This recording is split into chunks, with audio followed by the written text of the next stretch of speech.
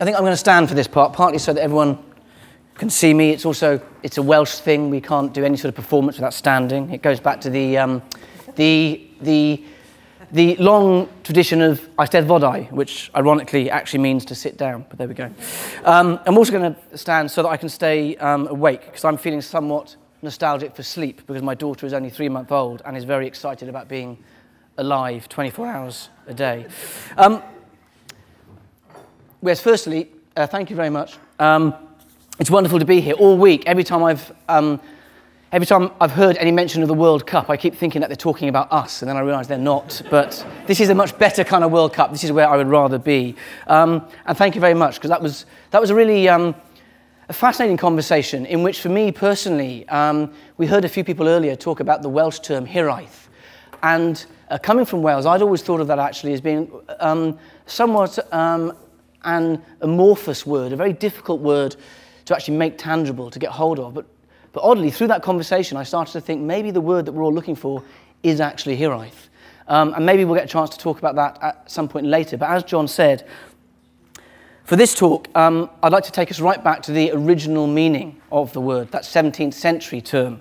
I've called it the want of war, which I think still applies to what I've written, but I did have to come up with that title when Jonathan asked me for it, which was considerably a much longer time before I actually wrote this.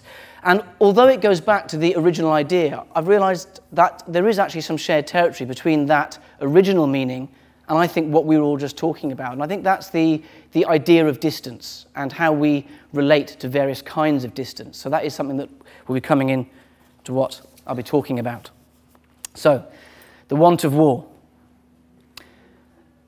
Nostalgia, melancholia, wind contusions, soldier's heart, abreaction, effort syndrome, not yet diagnosed mental, not yet diagnosed nervous, exhaustion, battle exhaustion, combat exhaustion, shell shock, neurasthenia, traumatic neurosis, psychoneurosis, fear neurosis, battle neurosis, lack of moral fibre, that was the RAF, thank you, old sergeant syndrome, war syndrome, combat fatigue, acute stress disorder, acute stress reaction, combat stress reaction, post-combat disorder, post-war disorder, post-traumatic illness, post-traumatic disorder, post-traumatic stress disorder.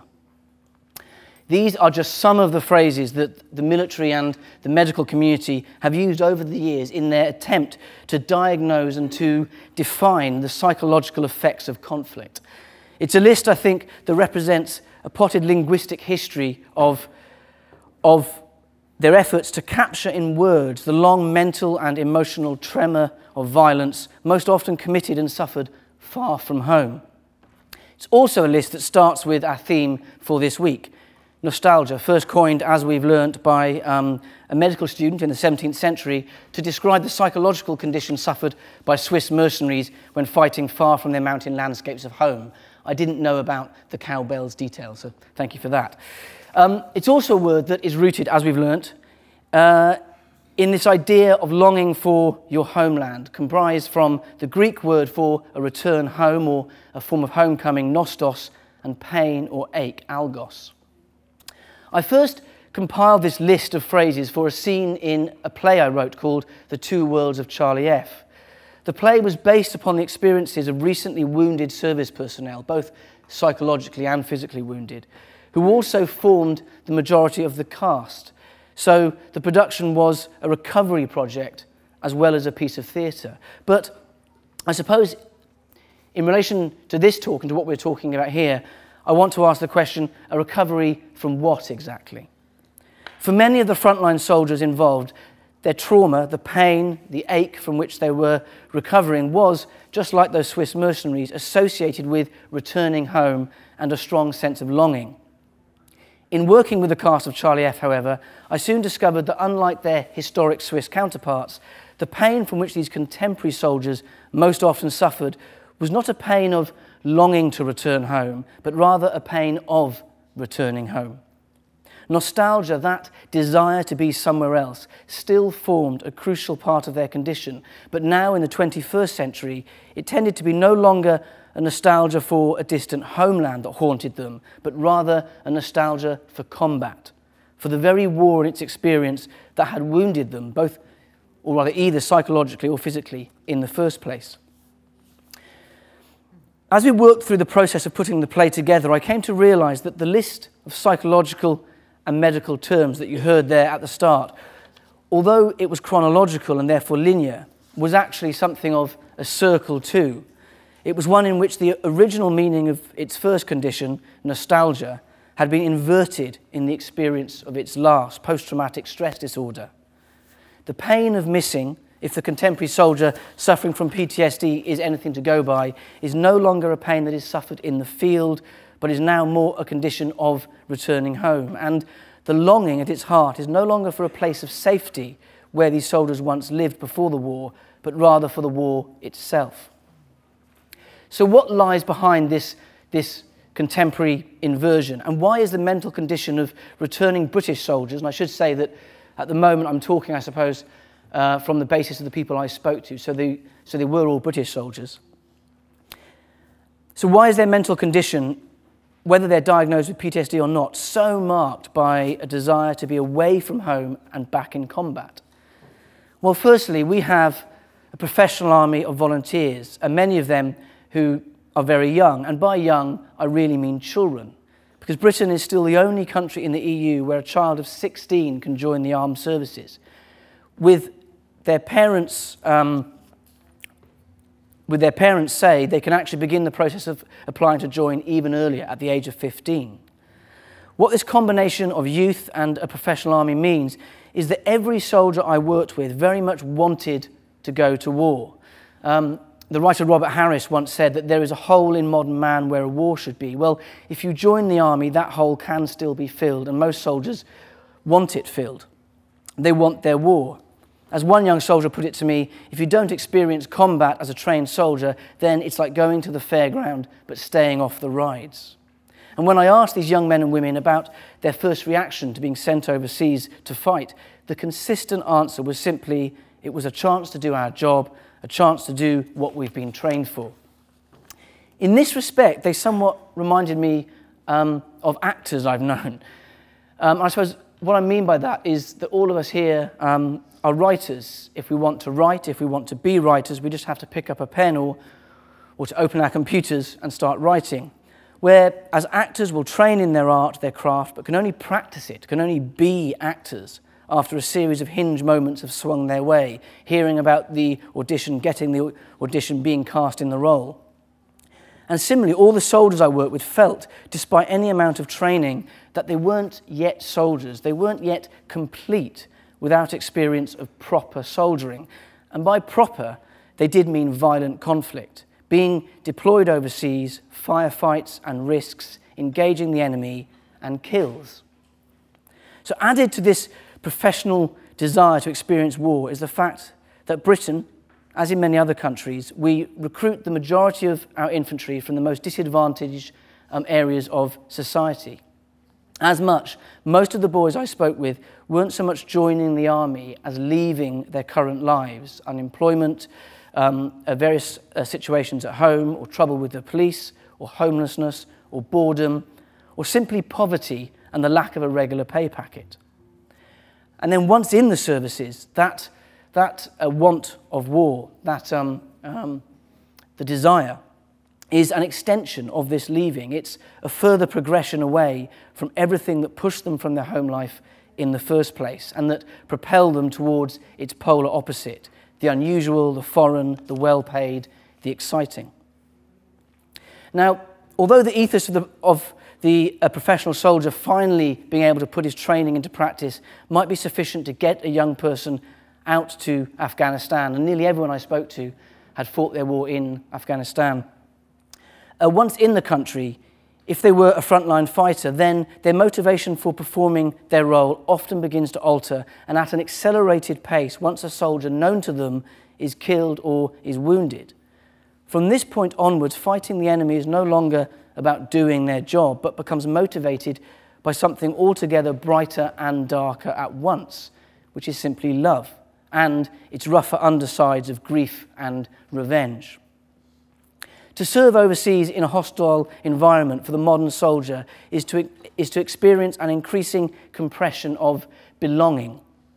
And actually, just to have a look at that word, the other reason I was quite interested to think about hiraeth is that the first part of that word in Welsh actually means long, but in the geographical sense. And yet we've all been very much talking about longing.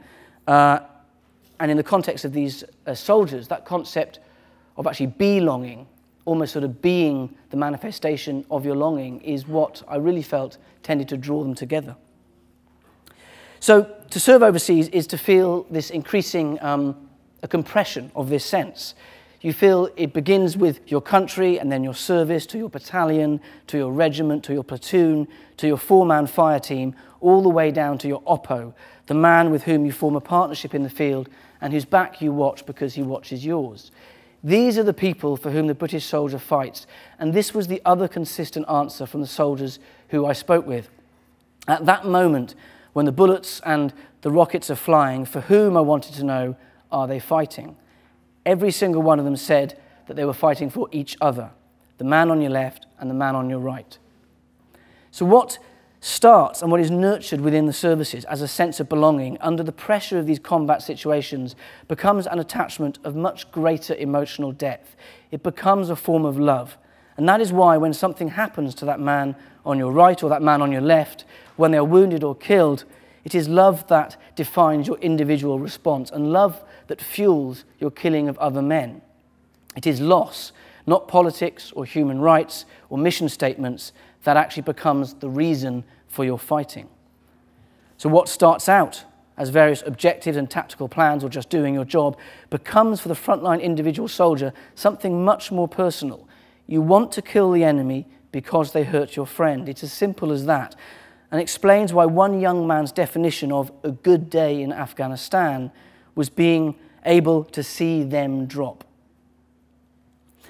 For many of the boys I spoke with, the sense of attachment they had with their fellow soldiers was, for some, beyond their families, the strongest emotional bond they had ever experienced. And similarly, there were other psychological hungers familiar to them at home that were satisfied in combat. The sense of doing something important, something that matters, being valued, being at the center of things, having a strong sense of identity and purpose.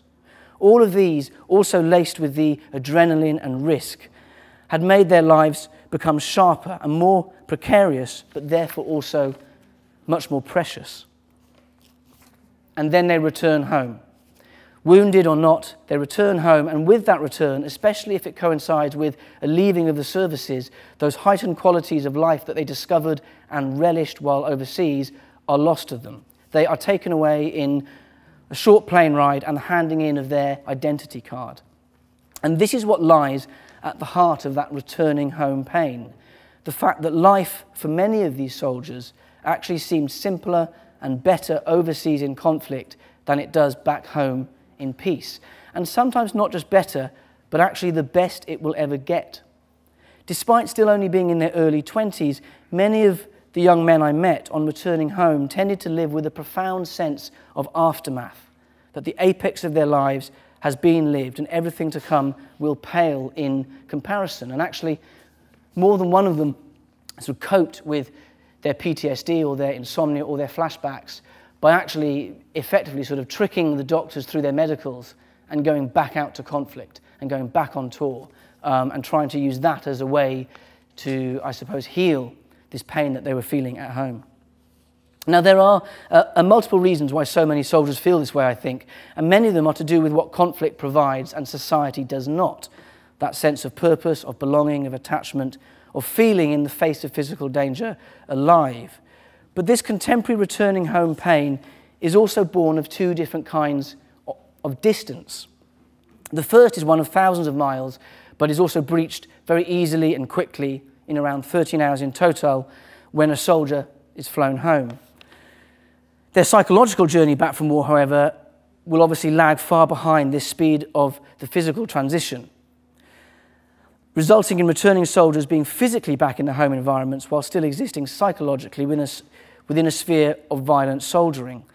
Such a psychological disconnect with their immediate surroundings results in many of the issues associated with recent veterans, from feelings of distaste and disapproval for affluent Western living to homelessness and acts of violence, their internal scales having been tipped off balance by their exposure to modern conflict. As one young soldier said to me, punching someone and kicking them in the head, that isn't violent to us. Firing a shoulder-held missile into a house, that's violent. The second distance is harder to measure and perhaps harder to breach, but every returning soldier will tell you that they are aware of it the moment they stop off the plane and continue to be so, sometimes for the rest of their lives. It's the distance of perception and knowledge between them and the society in whose name they have both committed and suffered violence. Again, this is largely the product of a professional army recruited mostly from the poorer and the more disadvantaged regions of the country. As a society, we have outsourced our violence to specific social groups, and in so doing have become very adept at dislocating ourselves from the realities of conflict and its aftermath. The narratives of war are broadly confined to news channels and newspapers, or are harnessed in very operationally specific ways by charities and interest groups.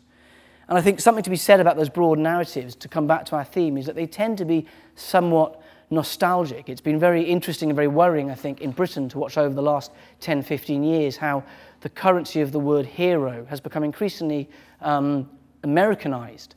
And I think it's part of this nostalgic desire for a simple narrative of the returning soldier as the hero. So now anyone in uniform is a hero.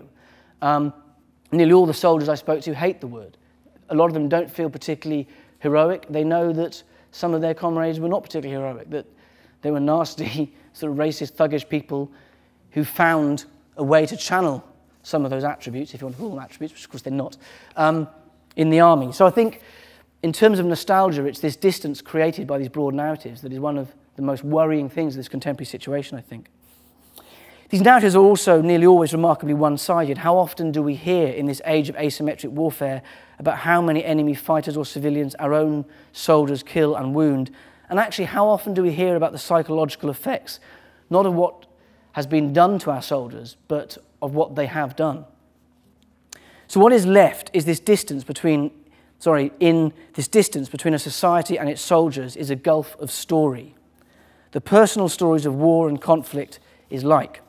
The emotional and psychological details and consequences, the nuanced tones and textures of the shadows that organized and sanctioned violence will cast, the concentric rings of damage that spread from one returning individual through his relationships, his children, his community. In working with the cast of Charlie F., it was this gulf I found that the soldiers and their families wanted to be breached by the play that they were in. They wanted general society to know what happens in Afghanistan to British soldiers, to Afghan fighters, and to civilians. They wanted an audience to be exposed to everything that those three letters, W-A-R, really mean in as unflinching, uncompromised way as possible.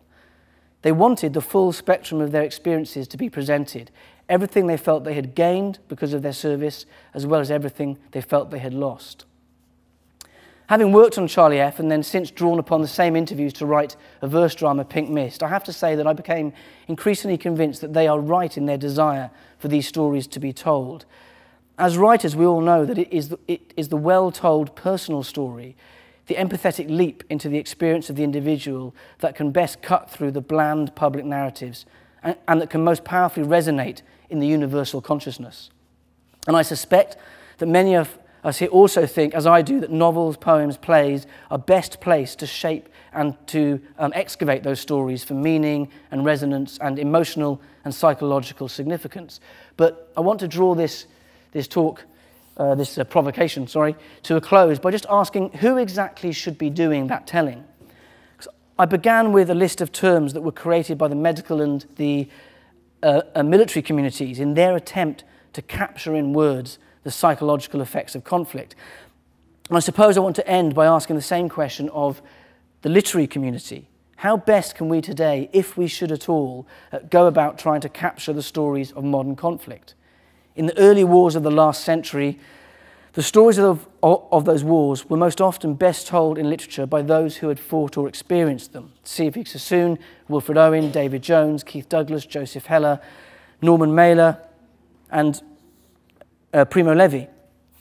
But in more recent conflicts, just as we've outsourced our violence to a professional army, no longer including men who would always perhaps have been writers, so it seems that the literary stories of these conflicts have increasingly been outsourced to professional writers, so that when these stories are told, it's now most often via a process of distillation, with writers becoming conduits for the voices of others, with those who've lived beyond the pressures that send those boys into the army, almost dropping in to report back, not from a foreign front line, but from one at home, comprised of the experience of returning soldiers. And it's very often that, certainly in Britain, with the work of Simon Armitage and Andrew Motion and the work that I've been doing recently, this seems to be the tenor of, I suppose, modern war writing or modern poetry. It's very much reported from primary sources, but through someone else.